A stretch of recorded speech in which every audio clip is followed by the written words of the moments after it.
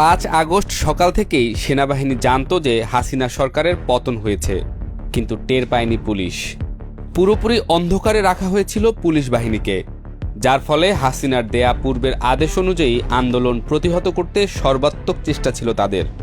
জাতিসংঘের প্রতিবেদনে প্রকাশিত হয়েছে এ তথ্য।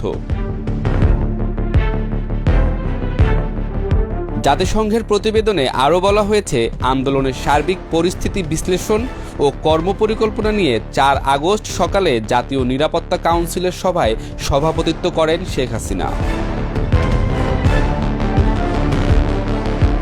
অংশগ্রহণকারীদের তথ্যমতে উক্ত বৈঠকে সেনা, বিমান, নৌ, বিজিবি, ডিজিএফআই, এনএসআই, পুলিশ ও পুলিশের বিশেষ শাখার প্রধানেরা অংশ নেন।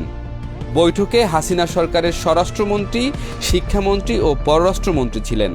তারা লং মার্চ টু ঢাকা প্রতিরোধের জন্য আবারও কারফিউ জারি ও তা বলবৎ করার বিষয় নিয়ে আলোচনা করেন। বৈঠকের পর স্বরাষ্ট্র মন্ত্রণালয় ঘোষণা দেয়, কোনো বিরতি ছাড়াই অনির্দিষ্টকালের জন্য কঠোর কারফিউ চলবে। অন্যদিকে এক বিবৃতিতে আন্দোলনকারীদের সন্ত্রাসী হিসেবে আখ্যায়িত করে দেশবাসীকে এই সন্ত্রাসীদের শক্ত হাতে দমন করার আহ্বান জানিয়েছিল হাসিনা।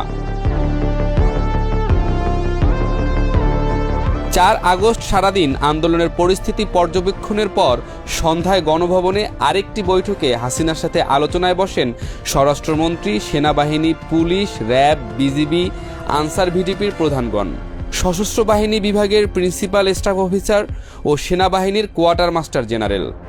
জ্যেষ্ঠ কর্মকর্তাদের তথ্যমতে বৈঠকে সেনাপ্রধান ও অন্যান্য নিরাপত্তা কর্মকর্তা ঢাকা রক্ষার বিষয়ে আবারও আশ্বস্ত করেছিলেন হাসিনাকে।